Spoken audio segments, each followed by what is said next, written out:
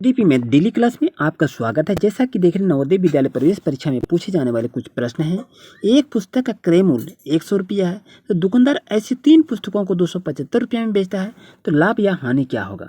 तो ऐसे क्वेश्चन जो आपके एग्जाम में पूछे जाते हैं, तो आज की क्लास में हम चर्चा करेंगे। प्यारे बच्चों, चैनल पर नहीं तो सब्सक्राइब जरूर करें। आइए क्लास की शुरुआत करते हैं। प्यारे बच्चों, जैसा कि देख रहे हैं कि नवोदय विद्यालय पूछे जाने वाले कुछ महत्वपूर्ण गणित के प्रश्न लेके आए हुए हैं जो आपके लिए काफ़ी महत्वपूर्ण है। और आज हम क्रय मूल्य, विक्रय मूल्य, लाभ हानि पर आधारित सवाल को हम सॉल्व करेंगे।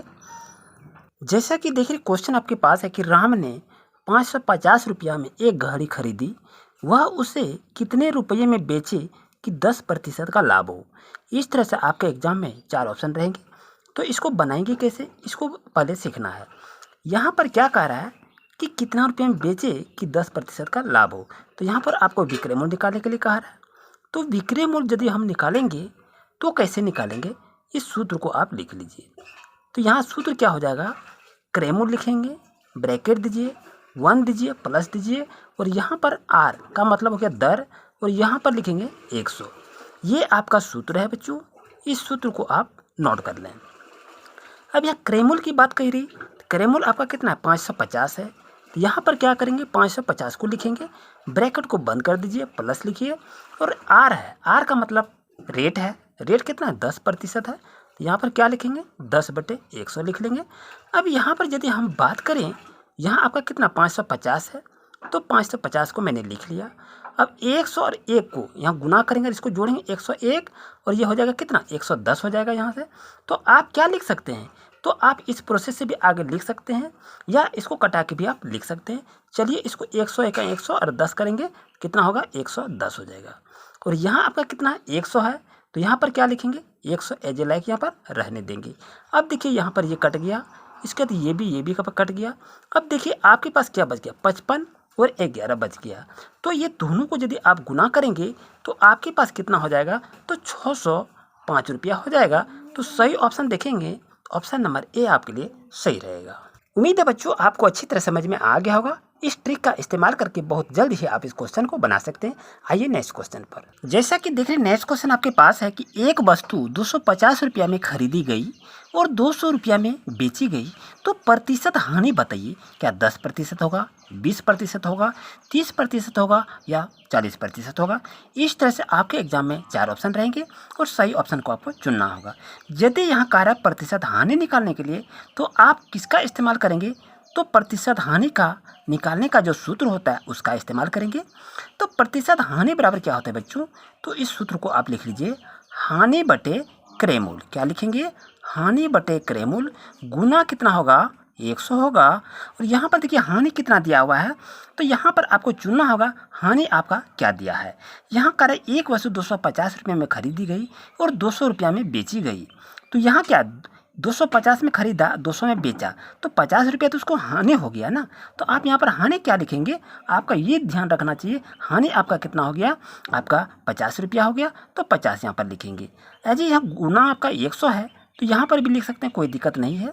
और यहाँ क्रय मूल्य की बात यदि कही रही, क्रय मूल्य आपका कितना है, 250 रुपया है, तो 250 रुपया बच्चों यहाँ पर लिख लीजिए। अब यहाँ पर देखिए, जहाँ जहाँ कटे उसको कटा दीजिए, ये जीरो कैंसिल हो गया। यहाँ क्या करेंगे, 25 कट गया। अब इसको देखें तो 5 20 में 100 हो जाएगा। तो आपका सही आंसर बच्चों क्या होगा, तो 20% होगा। तो ऑप्शन नंबर देखेंगे तो 2 बच्चों आपके लिए सही रहेगा।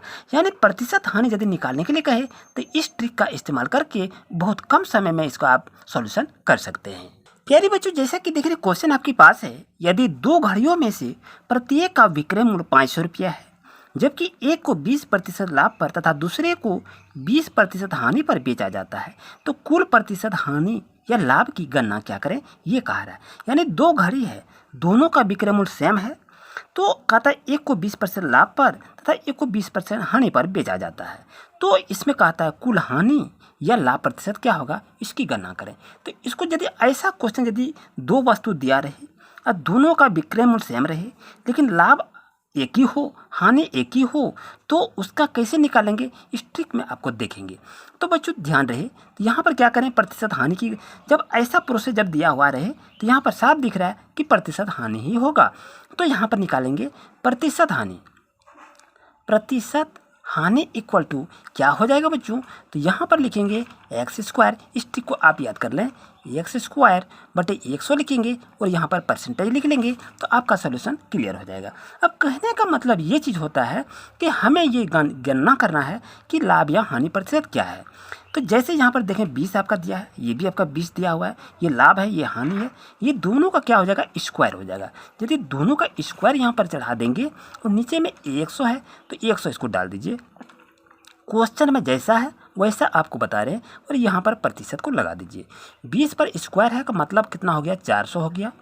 अब यहाँ आपका 100 है तो बच्चों यहाँ पर क्या करेंगे, 100 को लिख लेंगे। अब यहाँ ध्यान रहे क्या क्या कट रहा है, ये दोनों कट रहा है बच्चों, तो यहाँ देखें आपका बचा क्या, 4 हो गया, यानी ये प्रतिशत रहेगा ही, यहाँ पर क्या होगा, 4% होगा। तो इसका सही आंसर कहाँ है, ऑप्शन नंबर देखेंगे तो 1 बच्चों आपके लिए सही रहेगा। जैसा कि देख रहे बच्चों क्वेश्चन आपके पास है कि राम ने पेन की कीमत में 40% की वृद्धि कर देता है, जिससे पेन की खपत में 40% की कमी हो जाती है, तो उसकी आय में प्रतिशत कमी या वृद्धि क्या होती है। ये आपके पास 4 ऑप्शन है, तो 4 ऑप्शन में से सही ऑप्शन को चुनना है। तो यदि ऐसा क्वेश्चन रहे, यहाँ करा 40 की वृद्धि कर देती है फिर उसे 40 की कमी कर देती है, यानी इससे क्या निकलता है कि हमें मालूम क्या करना है, आय में प्रतिशत कमी, क्या मालूम करना है, आय में प्रतिशत कमी। आय में प्रतिशत कमी इक्वल टू आप क्या लिखेंगे, यदि ऐसा क्वेश्चन रहे तो यहाँ पर क्या लिखेंगे, एक्स स्क्वायर बटे 100 और यहाँ पर परसेंटेज दे देंगे तो आपका सॉल्यूशन क्लियर हो जाएगा। जैसा कि देख रहे हैं आपके पास यहाँ कितना है, 40 आपका है, तो यहाँ भी 40 है, तो यहाँ पर क्या हो जाएगा, 40 पर हम स्क्वायर कर देंगे और यहाँ का 100 है तो 100 लिखिए, और ये प्रतिशत यहाँ पर दिया है इसको आप लिख लीजिए।